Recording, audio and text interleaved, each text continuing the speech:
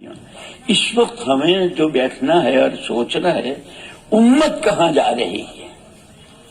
یہ مسئلہ تو امت کا ہے. آپ حضرات کے سامنے تو ساری خبریں دنیا بھر کی آتی ہے.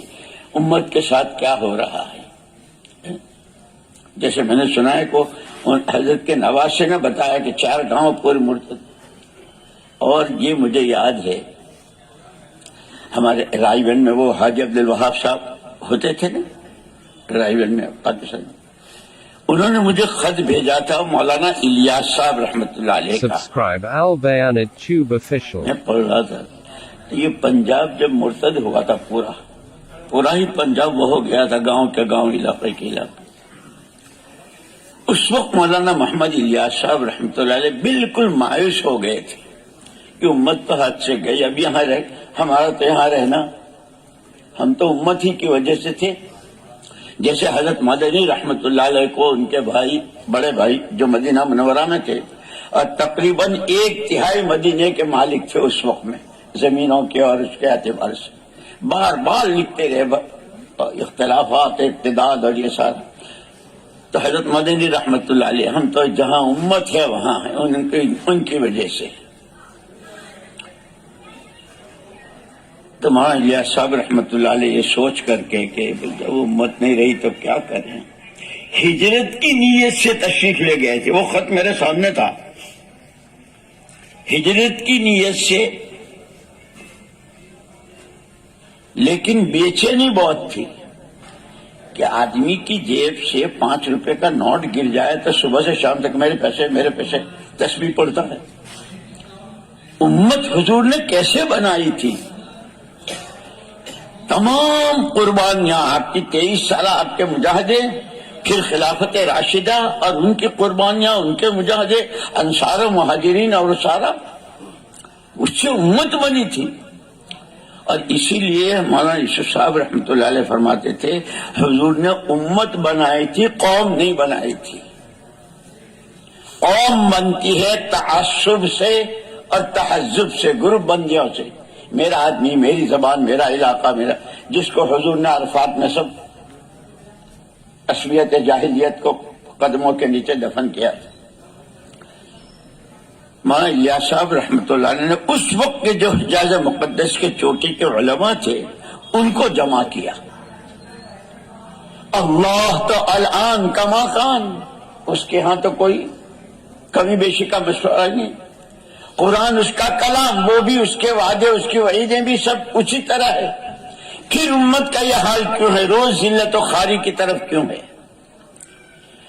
علماء نے کہا کہ حضرت امت میں علم کی بڑی کمی ہے، علم کی کمی ہے، اس کی وجہ سے امت کا حال ہے.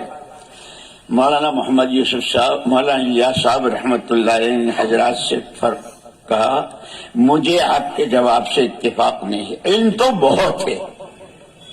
اور پھر مولانا الیاس صاحب رحمۃ اللہ نے فرمایا کہ ایک آیت کی کتنی تفسیریں ہیں، عبداللہ ابن عمر کی، عبداللہ ابن عباس کی، عبداللہ ابن مسعود کی، یہ ایک ہی آیت کی. اور حدیث کہ ابھی طالب علم کی عبارت پوری نہیں ہوتی اس سے پہلے شیخ فرماتا ہے بچوں 42 قول ہیں، 45 قول ہیں.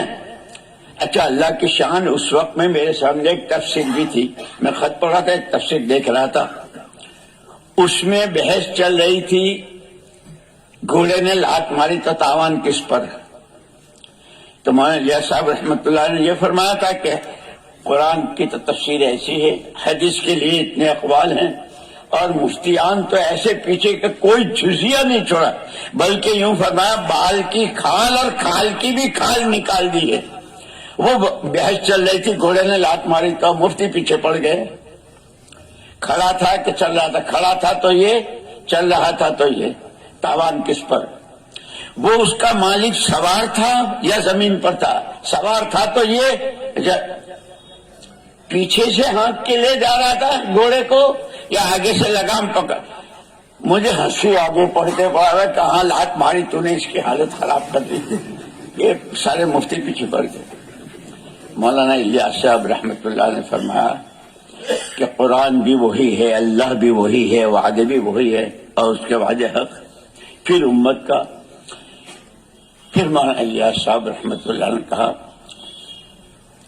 الیس اللہ بکاف عبدہ من یتق اللہ یجعل لہ مخرجا من یتق اللہ یجعل لہ من امرہ یسرا.